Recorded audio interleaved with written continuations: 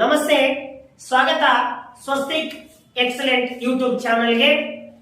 So ಇವತ್ತಿನ ಈ ಒಂದು ತರಗತಿಯಲ್ಲಿ ಡಿಗ್ರಿ ವಿದ್ಯಾರ್ಥಿಗಳ ಒಂದು ಥರ್ಡ್ ಸೆಮ್ ವಿದ್ಯಾರ್ಥಿಗಳಿಗಾಗಿ ಬೇಸಿಕ್ ಇಂಗ್ಲಿಷ್ ನಲ್ಲಿ ಬರ್ತಕ್ಕಂತ ಏನು ಗ್ರಾಮರ್ ಇದೆ, ಆ ಗ್ರಾಮರ್ಗೆ ಸಂಬಂಧಪಟ್ಟಂತಹ ಒಂದು ತರಗತಿಯನ್ನ ನಾವು ಮಾಡ್ತಾ ಇದ್ದೇವೆ. ಸೊ ಇಲ್ಲಿ 5ನೇ ಮೇನ್ ಕ್ವಶನ್ ಅಲ್ಲಿ ಎ ಪಾರ್ಟ್ ಅಲ್ಲಿ 1, 2, 3, 4 ಪ್ರಶ್ನೆಗಳಿರ್ತವೆ. ಒಂದೊಂದು ಪ್ರಶ್ನೆಗೆ 2 ಅಂಕ, 8. ಹಾಗಾದ್ರೆ ಈ ಎ ಪಾರ್ಟ್ ಅಲ್ಲಿ ಯಾವ ಒಂದು ಟಾಪಿಕ್ ಅನ್ನ ಗ್ರಾಮರ್ ಕೇಳಿದ್ದಾನೆ ಅನ್ನುವಂತಕ್ಕಂಥದ್ದು. ಇಲ್ಲಿ change the voice of the following. Voice, active voice and passive voice. Active voice and passive voice. So ಈಗ ಆಲ್ರೆಡಿ ನಿಮಗೆ ತರಗತಿಯಲ್ಲಿ ಬೋಧನೆ ಮಾಡಿರ್ತಾರೆ. ಹಾಗೆ ನೀವು ಆ ಪ್ರೈಮರಿ ಮತ್ತು ಹೈಸ್ಕೂಲು ಮತ್ತು PU ಕಾಲೇಜಲ್ಲಿ ಇವುಗಳ ಬಗ್ಗೆ ಸಾಕಷ್ಟು ತಿಳ್ಕೊಂಡಿರ್ತೀರಿ. ಇಲ್ಲಿ ಆ ಒಂದು ಕ್ವಶನ್ ಪೇಪರ್ 2021ರ ಒಂದು ಪ್ರಶ್ನೆ ಪತ್ರಿಕೆಯ ಒಂದು ಪಾರ್ಟ್ ಅಲ್ಲಿ ನಾವು ನೋಡುವುದಾದ್ರೆ ಗ್ರಾಮರ್ ಟಾಪಿಕ್ ಅನ್ನ, ಇಲ್ಲಿ ವಾಯ್ಸಸ್ ಅನ್ನ ಬಹಳ ಈಸಿಯಾಗಿ ನಮಗೆ ಏನ್ ಗೊತ್ತಿರಬೇಕು, ಯಾವ ಟೆನ್ಸ್ ಇಂದ ಯಾವ ಟೆನ್ಸ್ಗೆ ಈ ಒಂದು ಕಾಲಗಳು ಬದಲಾಗ್ತವೆ ಅನ್ನುವಂತಕ್ಕಂಥದ್ದು. ಯಾವ ಟೆನ್ಸ್ ಕೊಟ್ಟಿರ್ತಕ್ಕಂಥ ವಾಕ್ಯ ಯಾವ ಟೆನ್ಸ್ ಅಲ್ಲಿ ಇದೆ ನೋಡ್ಕೊಳ್ಬೇಕು. ಸೊ ಟೆನ್ಸ್ ಗಳ ಬಗ್ಗೆ ಗೊತ್ತಿರಬೇಕು. ಆ ಟೆನ್ಸ್ ಗಳ ಬಗ್ಗೆ ಗೊತ್ತಿತ್ತಂದ್ರೆ ಇಲ್ಲಿ ಮಾಡಕ್ ಬರುತ್ತೆ. ಸೊ ಆ ಟೆನ್ಸ್ ಆದ್ಮೇಲೆ ನಾವು ಪ್ಯಾಸಿವೈಸ್ ನಿಯಮ ಬಗ್ಗೆ ಗೊತ್ತಿರಬೇಕು. ಪ್ಯಾಸಿವೈಸ್ ನಿಯಮ ಏನ್ ಹೇಳುತ್ತೆ? ಪ್ಯಾಸಿವೈಸ್ ನಿಯಮ ಮೊದಲಿಗೆ ಆಬ್ಜೆಕ್ಟು, ಅನಂತರ ಹೆಲ್ಪಿಂಗ್ ವರ್ಬು, ಅನಂತರ ವರ್ಬು V3 ಫಾರ್ಮ್ ಅಲ್ಲಿ ಬೇಕು, ಅನಂತರ ಬೈ, ಅನಂತರ ಸಬ್ಜೆಕ್ಟು, ನಂತರ ಆಬ್ಜೆಕ್ಟ್ ಕಾಂಪ್ಲಿಮೆಂಟ್. ಈ ಒಂದು ವೇದಲ್ಲಿ ನಾವು ಮಾಡ್ತಾ ಹೋಗ್ಬೇಕು. ಮೊದಲಿಗೆ ಆಬ್ಜೆಕ್ಟು, ನಂತರ ಹೆಲ್ಪಿಂಗ್ ವರ್ಬು, ಅನಂತರ ವರ್ಬು V3 ಫಾರ್ಮ್, ನಂತರ ಬೈ, ಅನಂತರ ಸಬ್ಜೆಕ್ಟು, ಅನಂತರ ಆಬ್ಜೆಕ್ಟ್ ಕಾಂಪ್ಲಿಮೆಂಟ್. ಸೊ ಅದಕ್ಕಿಂತ ಪೂರ್ವದಲ್ಲಿ ಇಲ್ಲಿ ಇದು ಯಾವ ಟೆನ್ಸ್ ಅಲ್ಲಿದೆ ಮತ್ತು ಇಲ್ಲಿ ಈ ವಾಕ್ಯವನ್ನ ನಾವು ಸಬ್ಜೆಕ್ಟ್ ಯಾವುದು, ಹೆಲ್ಪಿಂಗ್ ವರ್ಬ್ ಯಾವುದು, ವರ್ಬ್ ಯಾವುದು, ಆಬ್ಜೆಕ್ಟ್ ಯಾವುದು ಅನ್ನುವಂತಕ್ಕಂಥದ್ದು ಗುರುತಿಸಿಕೊಳ್ಳುವಂತಕ್ಕಂಥ ಮಾಹಿತಿ ಇರಬೇಕು. ಆ ನಂತರ ನಮಗೆ ಇಲ್ಲಿ ಪ್ಯಾಸಿವೈಸ್ ಮಾಡೋದಕ್ಕೆ ಅನುಕೂಲ ಆಗುತ್ತೆ. ಸೊ ಇಲ್ಲಿ ಏನ್ ಮಾಡ್ತೀನಿ, ಈಗ ನಾನು ಇದನ್ನ ಗುರುತಿಸ್ತೀನಿ, ಅಂದ್ರೆ ನಮ್ಗೆ ಮಾಡೋದಕ್ಕೆ ಈಸಿ ಆಗ್ಲಿ ಅಂತ, ಐಡೆಂಟಿಫೈ ಮಾಡಿ ಅದನ್ನ ಆ ಉತ್ತರವನ್ನು ಬರೆಯೋದಕ್ಕೆ ಈಸಿ ಆಗ್ಲಿ ಅಂತ.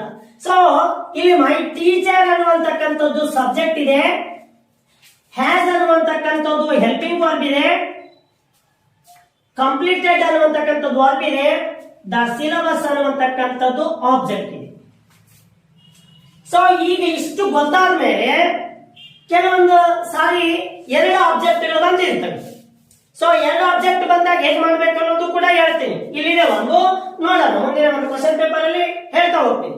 ಸೊ ಈಗ ಸಬ್ಜೆಕ್ಟ್ ಯಾವುದು, ಹೆಲ್ಪಿಂಗ್ ವರ್ಬ್. ನೋಡ್ರಿ, ಹೆಲ್ಪಿಂಗ್ ವರ್ಬ್ಗಳು ಗೊತ್ತಿದೆ, ಟೆನ್ಸ್ ಗೊತ್ತಿತ್ತಂದ್ರೆ ಹೆಲ್ಪಿಂಗ್ ವರ್ಬ್ ಗೊತ್ತಿರ್ತವೆ. ಸೊ ಹೆಲ್ಪಿಂಗ್ ವರ್ಬ್ ಯಾವುದು, ಆನಂತರ ವರ್ಬ್ ಯಾವುದು, ಆ ವರ್ಬ್ ಒಳಗ V1 ಒಳಗಿತ್ತೋ, V2 ಒಳಗದೆಯೋ ಅಥವಾ V3 ಒಳಗಿದೆಯೋ ಅನ್ನುವಂತಕ್ಕಂಥ ಜ್ಞಾನ ಇರಬೇಕು.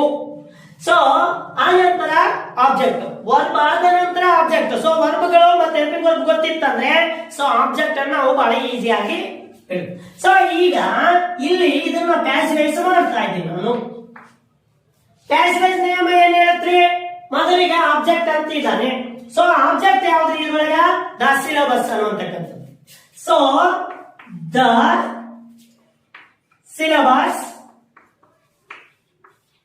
ಸಿಲಬಸ್ ನಾವು ಬರಿತಾ ಏನ್ ಮಾಡ್ತೀವಿ, ಇಲ್ಲಿ ಸ್ಮಾಲ್ ಅಲ್ಲಿ ಬರ್ತಿದ್ದಾರೆ, ಅದನ್ನೇ ಇಲ್ಲಿ ಏನ್ ಮಾಡ್ತೀವಿ, ಸ್ಮಾಲ್ ಬರೀತೀವಿ. ಸೊ ಮೊದಲನೇ ಅಕ್ಷರ ಕ್ಯಾಪಿಟಲ್ ಇರಬೇಕು. ನೀವು ಡಿಗ್ರಿ ಆದ್ರೂ ಕೂಡ ಅದೇ ತಪ್ಪು ಮಾಡ್ತೀವಿ. ಸೊ ಹಾಗಾಗಿ ದ ಸಿಲಬಸ್. ಆ ನಂತರ ಆಬ್ಜೆಕ್ಟ್ ಆದ್ಮೇಲೆ ಹೆಲ್ಪಿಂಗ್ ವರ್ಬ್ ತಗೊಂಡ. ನೋಡಿ, ಬಹಳ ಇಂಪಾರ್ಟೆಂಟ್. ಇದು ಯಾವ ಟೆನ್ಸ್ ಒಳಗಿದೆ ಅಂತ ಗೊತ್ತಾದ್ರೆ ಉಳಿದ ಮುಂದಿನ ಟೆನ್ಸ್ ನಾವು ಮಾಡೋದಕ್ಕೆ ಅನುಕೂಲ ಆಗುತ್ತೆ. ಯಾಕಂದ್ರೆ ಈ ಟೆನ್ಸ್ ಇಂದ ಈ ಟೆನ್ಸ್ ಗೆ ಚೇಂಜ್ ಆಗ್ಬೇಕಂತ.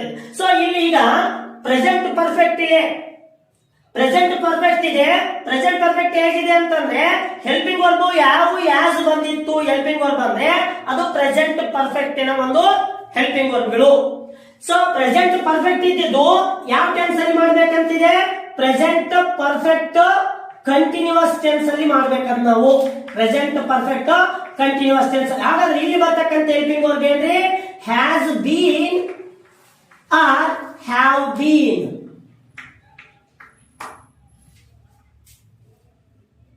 ಹಾಗಾಗಿ ಟೆನ್ಸ್ ಗಳು ಗೊತ್ತಿರಬೇಕು. ಸೊ ನೀವು ಆರಾಮ್ಸೆ ಯಾವ ಯಾಸ್ ಬಂತಂದ್ರೆ ಅದೇ ಅಲ್ಲಿ ಪ್ರೆಸೆಂಟ್ ಪರ್ಫೆಕ್ಟ್ ಇದೆ ಅಂತ ತಿಳ್ಕೊಳ್ಳಿ. ಅದನ್ನ ಪ್ರೆಸೆಂಟ್ ಪರ್ಫೆಕ್ಟ್ ಕಂಟಿನ್ಯೂಸ್ ಮಾಡ್ಬೇಕಾದ್ರೆ ಹ್ಯಾಸ್ ಬೀನ್ ಮತ್ತೆ ಹ್ಯಾವ್ ಬೀನ್ ಅನ್ನ ಬಳಸಬೇಕು. ಹಾಗಾದ್ರೆ ಹ್ಯಾವ್ ಬೀನ್ ಹ್ಯಾಸ್ ಬೀನ್ ಎಲ್ಲಿ ಬಳಸಬೇಕು, ಸಿಂಗುಲರ್ ಪ್ಲೂರಲ್ ನೋಡ್ಕೋಬೇಕು. ಈಗ ನೋಡಿ, ಈಗ ದ ಸಿಲೆಬಸ್ ಅನ್ನುವಂತಕ್ಕಂಥ ಆಬ್ಜೆಕ್ಟ್ ಇದು ಸಿಂಗುಲರ್ ಅದೇ ಪ್ಲೂರಲ್ ಇದೆ ನೋಡ್ಕೊಳ್ಳಿ. ದ ಸಿಲೆಬಸ್ ಅನ್ನುವಂತಕ್ಕಂಥದ್ದು ಸಿಂಗುಲರ್ ಇದೆ. ಹಾಗಾದ್ರೆ ಹೆಲ್ಪಿಂಗ್ ವರ್ಬ್ ಹ್ಯಾಸ್ ಜೊತೆಗೆ ಬೀನ್ ಹೆಲ್ಪಿಂಗ್ ವರ್ಬ್ ಆಯ್ತ್ರಿ. ಆನಂತರ ಏನ್ ಕೇಳಂದ್ರೆ ವರ್ಬ್ V3 ಫಾರ್ಮ್. ಸೊ ಯಾವ ಹೆಲ್ಪಿಂಗ್ ವರ್ಬ್ ಬಂದೈತಂದ್ರೆ ವರ್ಬ್ V3 ಫಾರ್ಮ್ ಒಳಗೆ ಇದ್ದೇ ಇರುತ್ತೆ ಆಲ್ರೆಡಿ. ಸೊ ಅದನ್ನ ಬರೆದಿರ್ಬೇಕು ಕಂಪ್ಲೀಟ್ ಆಗಿ. ನಂತರ ಏನ್ ಕೇಳಿದ್ರಿ, ಬೈ. ಸೊ ವರ್ಬ್ V3 ಆದ್ಮೇಲೆ ಬೈ ಅನ್ನ ಬಳಕೆ ಮಾಡಬೇಕು. So verb V3 by. ಆನಂತರ ಏನ್ ಕೇಳಿದ್ರಿ, ಸಬ್ಜೆಕ್ಟ್ ಏನೈತ್ರಿ, ಮೈ ಟೀಚರ್ ಅಂತಿದೆ. ಮೈ ಟೀಚರ್ಗೆ ಮೈ ಟೀಚರ್ ದಟ್ಸ್ ಆಲ್. ಇಷ್ಟು ಆನ್ಸರ್ ಇದು. ಸೊ ಟೆನ್ಸ್ ಗೊತ್ತಿರಬೇಕು, ಯಾವ ಟೆನ್ಸ್ ಇಂದ ಯಾವ ಟೆನ್ಸ್ ಮಾಡ್ಬೇಕು ಅನ್ನೋದು ಗೊತ್ತಿರಬೇಕು. ಆನಂತರ ಸೊ ಎರಡನೇ ಒಂದು ಆ ಪ್ರಶ್ನೆಯನ್ನು ನೋಡುವುದಾದ್ರೆ ಇಲ್ಲಿ the hunter shoot down many ducks ಅಂತ ಇದೆ. ಸ್ವಲ್ಪ ವಾಕ್ಯ ಇಲ್ಲಿ ವ್ಯತ್ಯಾಸ ಇದೆ. ಹಂಟರ್ ಅಂತ ಬಂದಿದೆ, ವರ್ಬ್ V1 ಒಳಗ ಇದೆ. ಬಟ್ ಹಂಟರ್ ಅನ್ನುವಂತಕ್ಕಂಥ ವ್ಯಕ್ತಿ ಸಿಂಗುಲರ್ ಅದನ.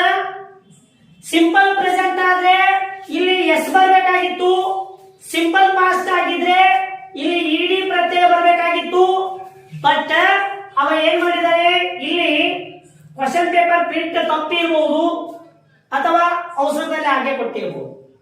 ಸೊ ನಾವೀಗ ಎರಡು ರೀತಿಯಿಂದ ಮಾಡೋಣ. ಇಲ್ಲಿ ಈಗ ಎಸ್ ಅನ್ಕೊಳ್ಳೋಣ,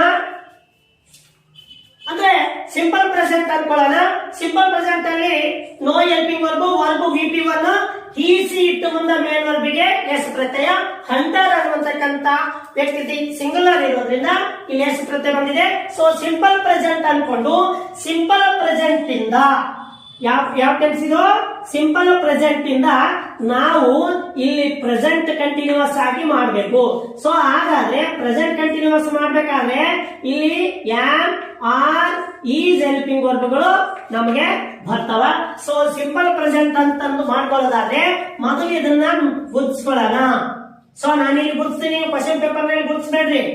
ಸಬ್ಜೆಕ್ಟು ಇದು ವರ್ಬು, ಇದು ಆಬ್ಜೆಕ್ಟ್. ಸೊ ಇಲ್ಲಿಗ ಆಬ್ಜೆಕ್ಟ್ ಅನ್ನ ಪ್ಯಾಸಿವ್ ನೇಮ್ ಪ್ರಕಾರ ಮೊದಲಿಗೆ ಆಬ್ಜೆಕ್ಟ್ ಮಾಡೋಣ. ಆಬ್ಜೆಕ್ಟ್ ಯಾವುದು, many ducks.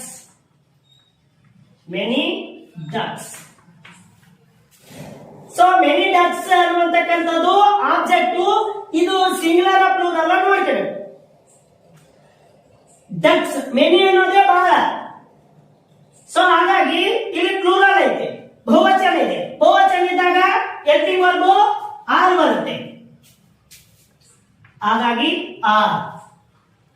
So helping verb ಆಯ್ತು, ಆಬ್ಜೆಕ್ಟ್ ಆಯ್ತು.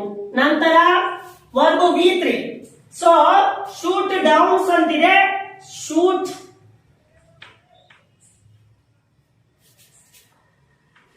ಪ್ಯಾಸಿವ್ ಫಾರ್ಮ್ ಮಾಡೋದ್ನಾಗ ಯಾವಾಗ್ಲೂ ವರ್ಬ್ V3 ಫಾರ್ಮ್ ಅಲ್ಲಿ ಇರಬೇಕು. ಸೊ ಶೂಟ್ ಡೌನ್ ಆಯ್ತು. ಆನಂತರ ಏನ್ ಹೇಳಿದಾರೆ, ಬೈ ತಗೊಂತ. So by. ನೆಕ್ಸ್ಟ್ ಏನ್ ಹೇಳಿದಾರೆ, ಸಬ್ಜೆಕ್ಟ್ ಯಾವುದು, ದ ಹಂಟರ್.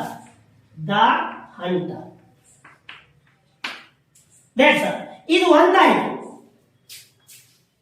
ಒಂದು ವೇಳೆ ಇದು ಸಿಂಪಲ್ ಪ್ರೆಸೆಂಟ್ ಅಂತ ಅನ್ಕೊಂಡ್ರೆ, ಸೊ ಸಿಂಪಲ್ ಪಾಸ್ಟ್ ಅಂತ ಅನ್ಕೊಂಡ್ರೆ ಇಲ್ಲಿ ಇಡಿ ಪ್ರತ್ಯಯ, ನೋ ಹೆಲ್ಪಿಂಗ್ ವರ್ಬ್ ವಿಪಿ 2. ಅಲ್ಲಿ ಮೆನಿ ಡಾಗ್ಸ್ ಅನ್ನುವಂತಕ್ಕಂಥದ್ದು ಆಬ್ಜೆಕ್ಟ್, ಮೆನಿ ಡಾಗ್ಸ್. ಸೊ ಇದು ಪ್ಲೂರಲ್ ಇದೆ. ಸಿಂಪಲ್ ಪಾಸ್ಟ್ ಅಂತ ಅನ್ಕೊಂಡ್ರೆ simple past change into past continuous ಆಗುತ್ತೆ, past continuous. So past continuous ನೊಳಗೆ ಏನ್ ಬರ್ತಾವೆ ಹೆಲ್ಪಿಂಗ್ ವರ್ಬ್? ವಾಸ್ ಮತ್ತು ವರ್. ಸೊ ಸಿಂಗುಲರ್ ಮುಂದೆ ವಾಸ್ ಬಳಸ್ತೀವಿ, ಪ್ಲೂರಲ್ ಮುಂದೆ ವರ್ ಬಳಸ್ತೀವಿ. ಸೊ ಹಾಗಾದ್ರೆ ಇದು ಪ್ಲೂರಲ್, ಹಾಗಾಗಿ ಇಲ್ಲಿ ವರ್. ಹೆಲ್ಪಿಂಗ್ ವರ್ಬ್ ಆಯ್ತ್ರಿ, ಆಬ್ಜೆಕ್ಟ್ ತಗೊಂಡ್ ಬಂದ್ವಿ. ನಂತರ ಏನ ಹೇಳಿದ್ರೆ verb V3 shoot down.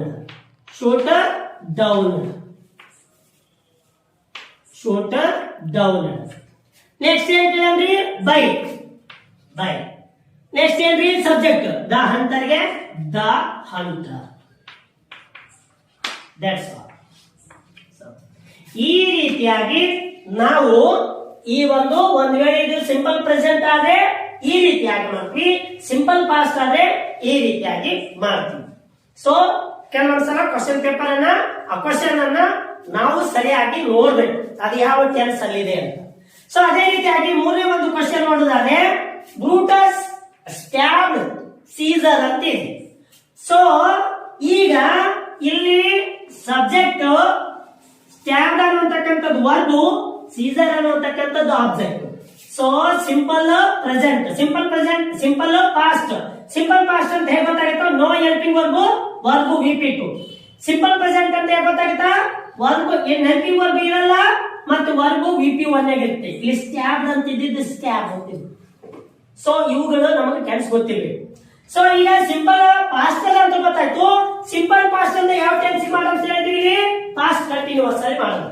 So ಹಾಗಾದ್ರೆ ಇಲ್ಲಿ ಪಾಸ್ಟ್ ಕಂಟಿನ್ಯೂಸ್ ಮಾಡೋ ಮೊದಲಿಗೆ ಏನ್ ಮಾಡ್ಬೇಕು? ಪ್ಯಾಸೇಜ್ ಮಾಡ್ಬೇಕಾದ್ರೆ ಆಬ್ಜೆಕ್ಟ್ ಅಂತ ತರಬೇಕು. ಆಬ್ಜೆಕ್ಟ್ ಯಾವುದು? ಸೀಸರ್. ಸಿಂಗುಲರ್ ಪ್ಲೂರಲ್ ನೋಡ್ಕೋಬೇಕು. ಸೀಸರ್ ಅನ್ನುವಂಥದ್ದು ಸಿಂಗುಲರ್. ಸೊ ಸಿಂಪಲ್ ಪಾಸ್ಟ್ ಇಂದ ಪಾಸ್ಟ್ ಕಂಟಿನ್ಯೂಸ್ ಮಾಡ್ತಾ ಇದೀವಿ. ಹಾಗಾದ್ರೆ ಸೀಸರ್ ಅನ್ನುವಂತಕ್ಕ ಸಿಂಗುಲರ್ ಇದ್ದಾಗ ವಾಸ್ ಅಂದ್ರೆ ಸಿಂಗುಲರ್ ಇದ್ದಾಗ ವಾಸ್ ಬಳಸಬೇಕು, ಪ್ಲೂರಲ್ ಇದ್ದಾಗ ವರ್ ಬಳಸಬೇಕು ಅಂತ ಹೇಳಿ. ಸೊ ಹಾಗಾದ್ರೆ ಈ ಸೀಸರ್ ಸಿಂಗುಲರ್ ಇದ್ದಾನೆ ವಾಸ್ ಬಳಸಿ. So was. ಅನಂತರ ಏನ್ ಕೇಳಿದಾರೆ? Verb VP3. ಸೊ ಇದು VP3 ಹೌದು, VP2 ಹೌದು. So stab. ನೆಕ್ಸ್ಟ್ ಏನ್ ಕೇಳಿದಾರೆ? ಬೈ ಕೇಳಿದಾರೆ. V3 ಆದ್ಮೇಲೆ ಬೈ. ನೆಕ್ಸ್ಟ್ ಏನ್ ಕೇಳಿದಾರೆ? ಸಬ್ಜೆಕ್ಟ್ ಏನೈತೆ? Brutus. So Brutus. That's all. Object, helping verb VP3, by ಮತ್ತು ಸಬ್ಜೆಕ್ಟ್. That's all. ಇನ್ನೊಂದು ಕ್ವಶನ್ ಇದೆ. ಈಗಾಗಲೇ ಹೇಳಿದ ಪ್ರಕಾರ ಮೊದಲಿಗೆ ನಾವು ಇವುಗಳನ್ನ ಗುರುತಿಸಿಕೊಳ್ಬೇಕು.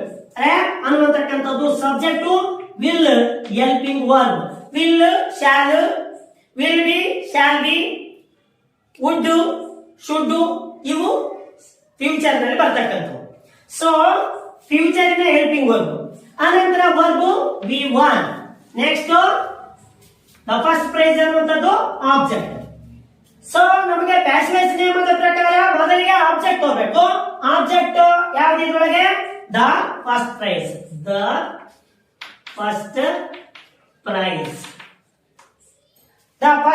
ಹಾಗಾದ್ರೆ ಇದು ಫ್ಯೂಚರ್ ಇದೆ, ಸಿಂಪಲ್ ಫ್ಯೂಚರ್ ಇದೆ. Simple future change into future continuous. So simple future ಒಳಗ ಶಾಲ್ ಮತ್ತು ವಿಲ್ ಬಂದ್ರೆ ಫ್ಯೂಚರ್ ಕಂಟಿನ್ಯೂಸ್ ಅಲ್ಲಿ shall be or will be ಅಂತಕ್ಕಂತ ಹೆಲ್ಪಿಂಗ್ ವರ್ಬ್ ಅನ್ನ ಬಳಕೆ ಮಾಡಬೇಕು. ಈ ಶಾಲ್ ಬಿ ಮತ್ತು ವಿಲ್ ಬಿ ಎಲ್ಲೆಲ್ಲಿ ಬಳಸ್ತೀವಿ? ಐ ವಿ ಮುಂದ ಶಾಲ್ ಬಳಸ್ತೀವಿ. You, he, she, it, they ಇವುಗಳ ಮುಂದೆ ವಿಲ್ ಬಳಸ್ತೀವಿ. ಹಾಗಾದ್ರೆ ಇಲ್ಲಿ ದ ಫಸ್ಟ್ ಪ್ರೈಸ್ ಅನ್ನುವಂತಕ್ಕಂಥದ್ದು ಅದು ಅಂತೀವಿ, ಅದನ್ನಕ್ಕೆ ಇಟ್ ಅಂತೀವಿ. ಇಟ್ಟು ಮುಂದೆ helping verb will. So will be simple future ಇಂದ ಫ್ಯೂಚರ್ ಕಂಟಿನ್ಯೂಸ್. ನಂತರ ವರ್ಬ್ V3 ತಗೋಬೇಕಂತ ಹೇಳಿದ್ರೆ ಸೊ ವಿಲ್ ಇದ್ದಿದ್ದು ವಿ3 ಏನೊಳಗೆ ಏನಾಗುತ್ತೆ ಓನ್ ಆಗುತ್ತೆ. ನಂತರ ಬೈ ಬೈ ಬಳಸ್ಕೊಂಡ್ಮೇಲೆ ಸಬ್ಜೆಕ್ಟ್ ಯಾವ್ದು ರ್ಯಾಪ್. ಸೊ ರ್ಯಾಪ್ ಸಬ್ಜೆಕ್ಟ್ ವರ್ಬ್ ವಿ3 ಹೆಲ್ಪಿಂಗ್ ವರ್ಬ್ ಆಬ್ಜೆಕ್ಟ್. ದಟ್ಸ್ ಈ ರೀತಿಯಾಗಿ ಟೆನ್ಸ್ಗಳು ಗೊತ್ತಿದ್ರೆ ಮತ್ತೆ ಯಾವ ಟೆನ್ಸ್ ಇಂದ ಯಾವ ಟೆನ್ಸಿಗೆ ಗೊತ್ತಾಗುತ್ತೆ ಮಾಡ್ಬೇಕು ಅನ್ನೋದು ಗೊತ್ತಿರಬೇಕು. ಆವಾಗ ಇವುಗಳನ್ನ ಮಾಡುತ್ತೆ. ಇದೇ ರೀತಿಯಾಗಿ ಇದ್ದೇ ಇರ್ತವ ಕ್ವಶನ್ ಅನ್ನ ಕರೆಕ್ಟ್ ಆಗಿ ನೋಡ್ಕೊಳ್ರಿ. ಸೊ ಯಾವ ಯಾಸ್ ಅಂತಂದ್ರೆ ಪ್ರೆಸೆಂಟ್ ಪರ್ಫೆಕ್ಟ್ ನಾವಲ್ಲಿ ಏನ್ ಮಾಡ್ಬೇಕು ಹ್ಯಾವ್ ಬೀನ್ ಹ್ಯಾಸ್ ಬೀನ್ ಬರ್ಬೇಕು. ಸೊ ಸಿಂಪಲ್ ಪ್ರೆಸೆಂಟ್ ಇತ್ತಂದ್ರೆ ಪ್ರೆಸೆಂಟ್ ಕಂಟಿನ್ಯೂಸ್ ಆಗಿ ಮಾಡ್ಬೇಕು. ಅಲ್ಲಿ ಆಮ್ ಆರ್ ಈಸ್ ಬರ್ತವೆ. ಸಿಂಗುಲರ್ ಇದ್ರೆ ಈಸ್ ಬಳಸ್ರಿ, ಪ್ಲೂರಲ್ ಇದ್ರೆ ಆರ್ ಬಳಸ್ರಿ. ಸೊ ಸಿಂಪಲ್ ಪಾಸ್ಟ್ ಇತ್ತಂದ್ರೆ simple past changing to past continuous. So past continuous ನೋಡೋದು ವಾಸ್ ಓವರ್ ಹೆಲ್ಪಿಂಗ್ ವರ್ಬ್ ಬರ್ತವೆ. ಸಿಂಗುಲರ್ ಇದ್ರೆ ವಾಸ್ ಬಳಸ್ರಿ, ಪ್ಲೂರಲ್ ಇದ್ರೆ ವರ್ ಬಳಸ್ರಿ. ವಿ3 ಫಾರ್ಮ್ ಅನ್ನ ಬಳಕೆ ಮಾಡೋದು ಗೊತ್ತಿದೆ. ನಂತರ ಫ್ಯೂಚರ್ ಇದ್ದಾಗ ಏನ್ ಮಾಡಬೇಕು ಸಿಂಪಲ್ ಫ್ಯೂಚರ್ ಇದ್ದಾಗ ವಿಲ್ ಶಾಲ್ ಅಂತ ಅಷ್ಟೇ ಇರುತ್ತೆ. ಫ್ಯೂಚರ್ ಕಂಟಿನ್ಯೂಸ್ ಮಾಡ್ಬೇಕಾದ್ರೆ ವಿಲ್ ಬಿ ಶಾಲ್ ಬಿ ಅಂತ ಬಳಕೆ ಮಾಡಬೇಕು. ವರ್ಬ್ ವಿ3 ಇರಬೇಕು. ಹಾಗೆ ನಂತರದ ಒಂದು ಡೈರೆಕ್ಟ್ ಇಂಡೈರೆಕ್ಟ್ ಅನ್ನ ನಾವು ನೋಡುವುದಾದ್ರೆ ನಂತರದಾಗಿ B1 ಮೇನ್ ಕ್ವಶನ್ ನೋಡುವುದಾದ್ರೆ ಏನ್ ಹೇಳಿದಾನಂದ್ರೆ change the following into indirect speech ಅಂತ. ಅಂದ್ರೆ ಡೈರೆಕ್ಟ್ ಇದೆ, ಇಂಡೈರೆಕ್ಟ್ ಅಲ್ಲಿ ಮಾಡಬೇಕು. ಡೈರೆಕ್ಟ್ ಇದೆ, ಇಂಡೈರೆಕ್ಟ್. ಇಲ್ಲಿ ಕೂಡ ನಮಗೆ ಮೊಟ್ಟ ಮೊದಲದಾಗಿ ಟೆನ್ಸ್ಗಳು ಗೊತ್ತಿರಬೇಕು. ಮತ್ತೆ ಯಾವ ಟೆನ್ಸ್ ಇಂದ ಯಾವ ಟೆನ್ಸ್ಗೆ ಚೇಂಜ್ ಆಗುತ್ತೆ ಅಂತ ಗೊತ್ತಿರಬೇಕು. ಹಂಗಿದ್ರೆ ಮಾಡಕ್ ಬರುತ್ತೆ. ಮತ್ತೆ ಯಾರು ಯಾರಿಗೆ ಹೇಳ್ತಾ ಇದ್ದಾರೆ, ಹೆಣ್ಣು ಗಂಡಿಗೆ ಹೇಳ್ತಾ ಇದೆಯೋ, ಗಂಡು ಹೆಣ್ಣಿಗೆ ಹೇಳ್ತಾ ಇದೆಯೋ, ಕೇಳೋನ್ ಹೆಣ್ಣ, ಕೇಳೋ ಗಂಡ, ಹೇಳೋರ್ ಹೆಣ್ಣ, ಹೇಳೋರ್ ಗಂಡ, ಇವುಗಳ ಬಗ್ಗೆ ಗೊತ್ತಿರಬೇಕು. ಸೊ ಸಿಂಪಲ್ ಆಗಿರ್ತಕ್ಕಂಥ ವಾಕ್ಯಗಳೇ ಇರ್ತವೆ. ಸ್ವಲ್ಪ ಗೊಂದಲ ಮಾಡ್ಕೊಳ್ಳದೆ ನೋಡ್ಬೇಕು. ಈಗ ಇಂಡೈರೆಕ್ಟ್ ಸ್ಪೀಚ್ ನಲ್ಲಿ ನಾವು ಮಾಡುವುದಾದ್ರೆ ಮೊದಲು ವಾಕ್ಯ ಅಂಡರ್ಸ್ಟ್ಯಾಂಡ್ ಮಾಡ್ಕೊಳ್ಳೋದು. ಹಿ ಸೆಡ್ ಒಂದು ನೆನ್ಪಿಟ್ಕೊಳ್ರಿ. ಬರೀ ಸೇಡ್ ಅಂತ ಬಂದಿತ್ತು ಅಂತಂದ್ರೆ ಸೇಡ್ ದಟ್ ಅಂತ ಬಳಸಿ. ಒಂದು ವೇಳೆ ಸೇಡ್ ಟು ಅಂತ ಬಂದಿತ್ತು ಅಂತ ಇಟ್ಕೊಳ್ಳೋಣ. ಸೇಡ್ ಟು ಅಂತ ಬಂದಿತ್ತಂದ್ರೆ ಇಲ್ಲಿ ಟೋಲ್ಡ್ ಆರ್ ಆಸ್ಕ್ಡ್ ಹೇಳಿತ್ತಂದ್ರೆ ಟೋಲ್ಡ್ ಅಂತ ಬಳಸ್ರಿ, ಕೇಳಿತ್ತಂದ್ರೆ ಆಸ್ಕ್ಡ್ ಅಂತ ಬಳಸ್ರಿ. ಸೊ ಇದು ನೆನಪಿಟ್ಕೊಂಡಿರ್ರಿ. ಇಲ್ಲಿ he said ಅವನು ಹೇಳ್ದ I have done my duty, ನಾನು ನನ್ನ ಕರ್ತವ್ಯ ಮಾಡಿದೆ ಅಂತ. ಸೊ ಇಲ್ಲಿ ಹೇಳಿರ್ತಕ್ಕಂಥ ವ್ಯಕ್ತಿ. ಸೊ ಹೀಗೆ ಹಿ ಸೇಡ್ ಇದ್ರೆ ಸೇಡ್, ನಾಗಲೇ ಹೇಳಿದೀನಿ. ಸೇಡ್ ಇತ್ತಂದ್ರೆ ಸೇಡ್, ನಂತರ ಸೇಡ್ ದ್ಯಾಟ್ ಹೇಳಿ. ಸೇಡ್ ಇತ್ತಂದ್ರೆ ಸೇಡ್ ದ್ಯಾಟ್ ಬಳಸ್ರಿ ಅಂತ.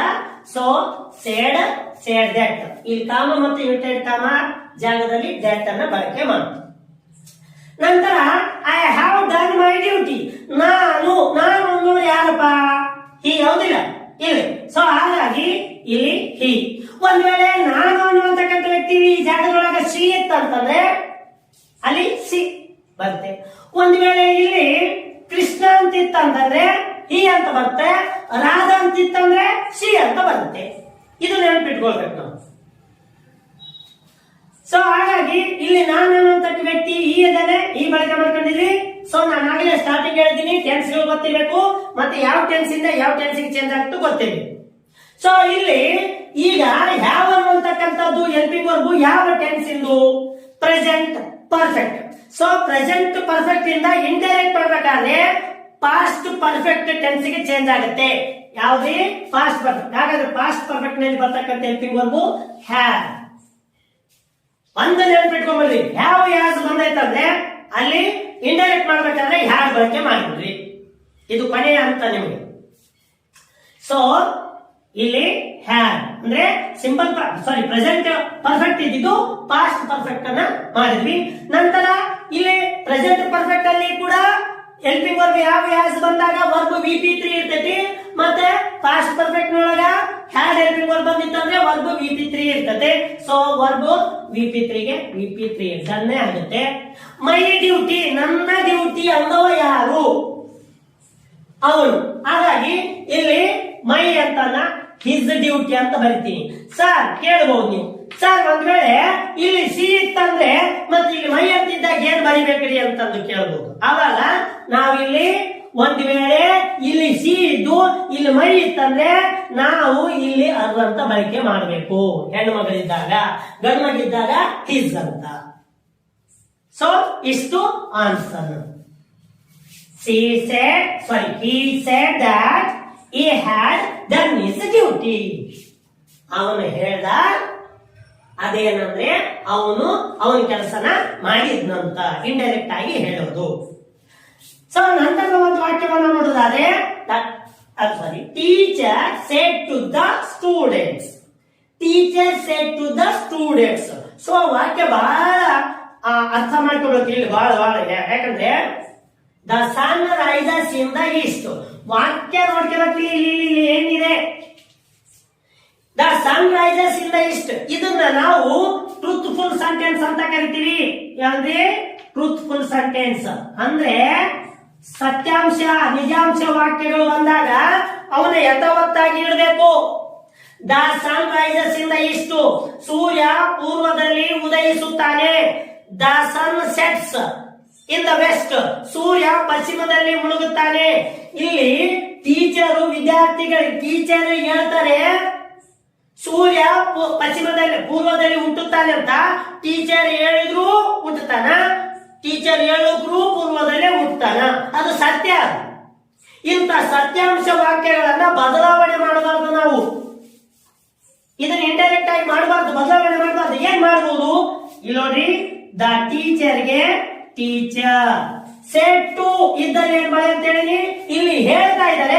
ಅದಕ್ಕೆ ಟೋಲ್ಡ್ ಹೇಳ್ತಾ ಇದ್ದಾರೆ, ಟೀಚರ್ ಹೇಳ್ತಾ ಇದ್ದಾರೆ. ಟೋಲ್ಡ್ ಯಾರಿಗೆ?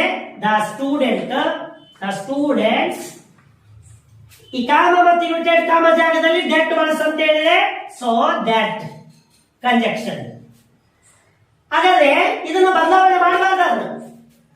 ಹೆಂಗಿರುತ್ತೆ ಹಾಗೆ ಬಳಕೆ ಮಾಡಬೇಕು. ನೋಡಿ ಸತ್ಯಾಂಶ ವಾಕ್ಯಗಳ ನೆನಪಿರಲಿ. ಸತ್ಯಾಂಶ ವಾಕ್ಯಗಳು ಹೀಗಿರ್ತವೆ. ಸೂರ್ಯ ಪೂರ್ವದಲ್ಲಿ ಹುಟ್ಟುತ್ತಾನೆ, ಸೂರ್ಯ ಪಶ್ಚಿಮದಲ್ಲಿ ಮುಳುಗುತ್ತಾನೆ. ಹೌದಾ? The sun moves around the earth. ಸೂರ್ಯ ಭೂಮಿಯ ಸುತ್ತ ತಿರುಗುತ್ತಾನೆ. ಹೌದಾ? ಭೂಮಿಯು ಸೂರ್ಯನ ಸುತ್ತ ತಿರುಗುತ್ತದೆ. ಸತ್ಯವಾಕ್ಯ. ಯಾರು ಹೇಳಿದ್ರು ಸತ್ಯನೇ. ಅಂತವುಗಳನ್ನ ಬದಲಾವಣೆ ಮಾಡಬಾರ್ದು. ಸೊ ದ ಸನ್ ರೈಸಸ್ ಗೆ ರೈಸಸ್, ಇನ್ಗೆ ಇನ್, ದಾಗೆ ದ, ಈಸ್ಟ್ ಗೆ ಈಸ್ಟ್. ಇಷ್ಟೇ ಇಡಬೇಕು. ಯಥಾ ರೀತಿಯಾಗಿ ಚೇಂಜ್ ಮಾಡ್ಕೊಂಡಿದ್ದೇನು ಟೋಲ್ಡು, ಇಲ್ಲಿ ಗೆಟ್ ಕಂಜಕ್ಷನ್. ಇಷ್ಟನ್ನು ಮಾತ್ರ ಬದಲಾವಣೆ ಮಾಡಬೇಕು. ಇಂಥದ್ದೊಂದು ವಾಕ್ಯ ಕಂಪಲ್ಸರಿ ಇರುತ್ತೆ, ಇದ್ದೇ ಇರುತ್ತೆ, ಕಂಪಲ್ಸರಿ ಇದ್ದೇ ಇರುತ್ತೆ. ಸೊ ನಂತರದ ಒಂದು ವಾಕ್ಯವನ್ನ ನಾವು ನೋಡಿದಾದ್ರೆ ಇಂಡೈರೆಕ್ಟ್ ಒಳಗ he said ಅವನು ಹೇಳಿದ I have passed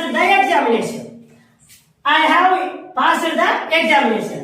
ಅವನು ಹೇಳಿದ ನಾನು ಎಕ್ಸಾಮಿನೇಷನ್ ಏನ್ ಮಾಡಿದೆ, ಪರೀಕ್ಷೆಯನ್ನ ಪಾಸ್ ಮಾಡಿದೆ. ಸೊ ಈಗ ಇಂಡೈರೆಕ್ಟ್ ಒಳಗ ಹೀಗೆ ಈ ಸೇಡ್ ಇದ್ರೆ ಸೇಡ್, ಹೌದಾ? ಸೇಡ್ ಇದ್ರೆ ಸೇಡ್ ದಟ್ ಅಂತ ಹೇಳಿದೀನಿ. ಯಾಕೆ ದಟ್ ಅಂದ್ರೆ ಈ ಕಾಮ ಮತ್ತು ಇನ್ವರ್ಟೆಡ್ ಕಾಮ ತೆಗೆದು ದಟ್ ಕಂಜಕ್ಷನ್. ನಂತರ ನಾನು ಯಾರು ನೋಡಿ ಹಿ. ಸೊ ಹಿ ನಾನು ಅವಾಗ ಹೇಳಿದೆ ಹ್ಯಾವ್ ಅಂತ ಬಂತಂದ್ರೆ, ಹ್ಯಾಸ್ ಅಂತ ಬಂತಂದ್ರೆ present perfect change into past perfect ಆಗಿ ಮಾಡಬೇಕು. ಹಾಗಾದ್ರೆ ಅಲ್ಲಿ ಬರ್ತಕ್ಕಂಥ ಹೆಲ್ಪಿಂಗ್ ವರ್ಬ್ ಹ್ಯಾಡ್ ಅಂತ ಹೇಳಿದೀನಿ. ಹ್ಯಾಡ್ ಮತ್ತೆ ಇಲ್ಲೇ ಚೇಂಜ್ ಇಲ್ಲ, ವರ್ಬ್ VP3 ಆಗಿದೆ. So VP3 the examination.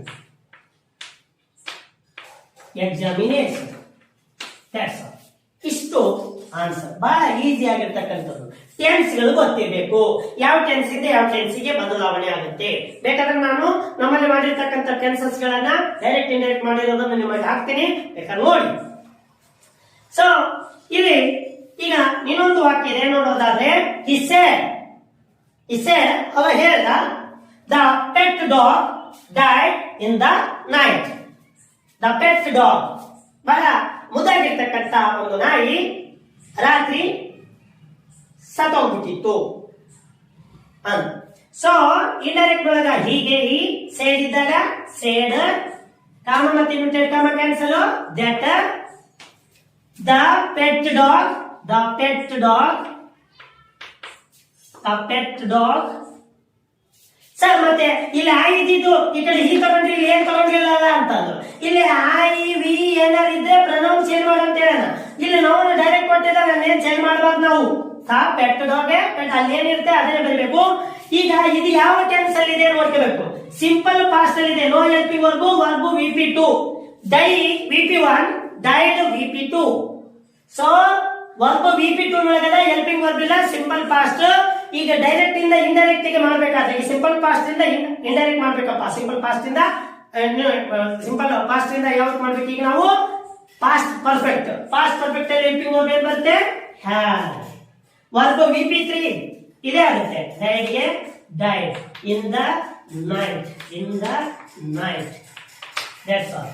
ಈ ರೀತಿಯಾಗಿ ಇಲ್ಲಿ ಇರ್ತವೆ. ಸೊ ನಮಗೆ ಟೆನ್ಸ್ ಗೊತ್ತಿರ್ಬೇಕು, ಯಾವ ಟೆನ್ಸ್ ಇದೆ ಯಾವ ಟೆನ್ಸ್ ಚೇಂಜ್ ಮಾಡ್ಬೇಕು ಅನ್ನೋದು ಗೊತ್ತಿರ್ಬೇಕು. ಒಂದ್ ನೆನ್ಪಿಟ್ಕೋರಿ, ಸೇಡ್ ಇತ್ತಂದ್ರೆ ಸೇಡ್ ದಟ್ ಬಳಸ್ರಿ, ಸೇಡ್ ಟು ಇತ್ತಂದ್ರೆ ಟೋಲ್ಡ್ ಆದ ಆಸ್ಕಡ್ ಯಾವಾಗ ಕೇಳ್ತಾ ಇರ್ಬೇಕು, ಅಲ್ಲಿ ಇಂಟ್ರಾಗೇಟಿವ್ ಇರ್ಬೇಕಲ್ಲ WH ಇರ್ಬೇಕು, ಅವಾಗ ಮಾತ್ರ ಅದನ್ನ ಬಳಕೆ ಮಾಡಬೇಕು. ಸೊ ಈ ರೀತಿಯಾಗಿ ಇರ್ತವೆ. ಇನ್ನು ಹೆಚ್ಚಿನ ವಿಡಿಯೋಗಳಿಗಾಗಿ ನಮ್ಮ ಸ್ವಸ್ತಿಕ್ ಎಕ್ಸಲೆಂಟ್ ಯೂಟ್ಯೂಬ್ ಚಾನೆಲ್ ಅನ್ನ ನೋಡಿ ಮತ್ತು ಸಬ್ಸ್ಕ್ರೈಬ್ ಮಾಡಿ.